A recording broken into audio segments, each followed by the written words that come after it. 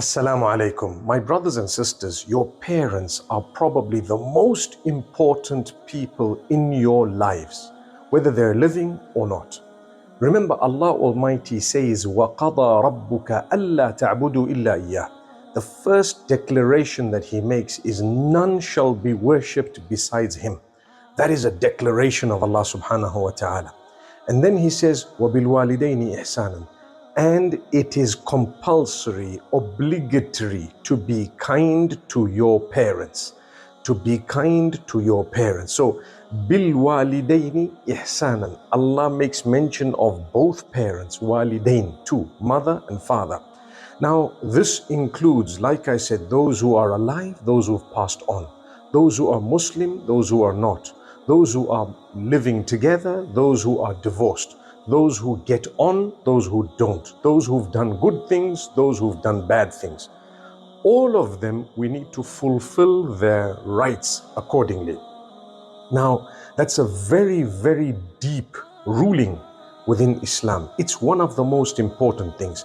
Why is it so important? And why do your parents have great value, if not one of the greatest values that Allah Almighty has created in terms of relationships?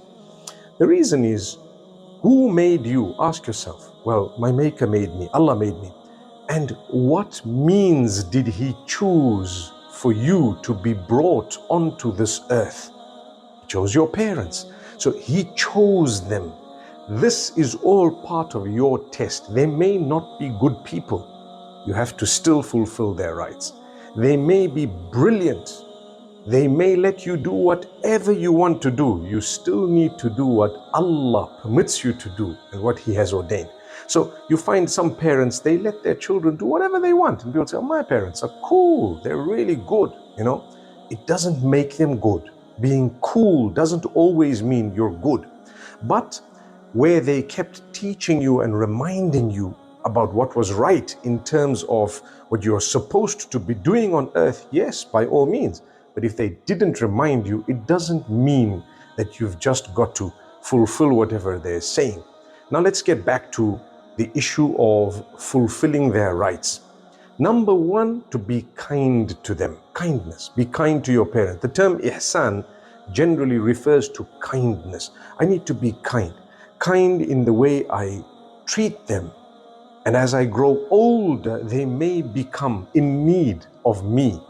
Not just my prayers, but beyond prayers. Maybe physically, maybe financially, maybe emotionally, morally, whatever else. They might require my support in one way or another, male or female. It's my duty to ensure that I've done whatever I can to make my parents comfortable and to let them live a life where they believe I was always kind to them.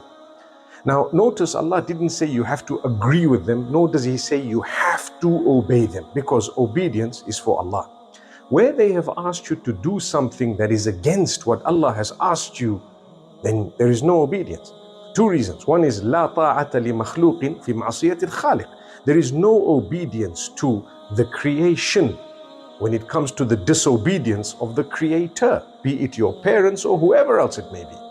That's number one. Number two is Allah Almighty tells us, لا تطعهما, do not obey both of your parents if they have asked you to do something that is in disobedience of Allah. وَإِن جَاهَدَاكَ عَلَىٰ أَن تُشْرِكَ بِي مَا لَيْسَ لَكَ بِهِ عِلْمٌ فَلَا تُطِعْهُمَا. If they are striving towards making you worship that which is besides Allah, that you obey that or worship that which is besides Allah, Allah says, don't listen to them. Don't obey them, in fact. And Allah says, صَاحِبُهُمَا فِي الدُّنْيَا مَعْرُوفًا. Still, you should remain in their good companionship on earth. So be kind to them, feed them, clothe them, maybe give them an allowance, make sure they have good accommodation, look after them, keep reminding them about what's right and wrong if they need to be told, but in a beautiful way. This is the fulfillment of the rights of the parents. And remember, it does not mean that we should, if we are parents, it does not mean we should use that card to do whatever you want, because my beloved parents, we are under the instruction of Allah. So as much as, yes, I've spoken about the parents being the most important people in your lives in terms of your relationships, indeed. But if you're a parent, it does not give you the green light. Because I'm a father, I can do what I want. Because I'm a mother, I can say what I want and do what I want. What are you going to do? Allah's given me the authority. He hasn't. Parents have not been just given a blanket authority, not at all. In fact, one thing that a lot of people are making a mistake with, and many young boys and girls come up with this issue. Culturally, in some cultures, the parents decide who the child is going to get married to, and that's it, and it's closed. It's not an Islamic thing. It's got nothing to do with religion. It's a cultural thing. In religion, the child has to be consulted. In fact, the adult has to be consulted. The person getting married or the people getting married have to be consulted. They have to be happy with whatever is being offered to them. If not, you offer them something else. You introduce them to something else. You give them an opportunity again and again. And this is something that keeps repeating itself, including today. I received an email from Pakistan where someone was telling me, I'm being forced against my will, blackmail. My father says he will do this and he will do that, and I have to get married to X, Y, and Z. You know what? What do I do? It's a cultural problem that you're facing. It's not got to do with religion. A father has no right at all to impose on his child what the child does not want in terms of marriage. No ways, no chance. May Allah a spouse to make it worse. Why? Because you're blinded to their character, their conduct, their entire direction in life, the way they are and who they actually are. Totally blinded, because you know what? Love is blind. End of the day, you don't even see. It's a crush. They call it a crush because why? It crushes you.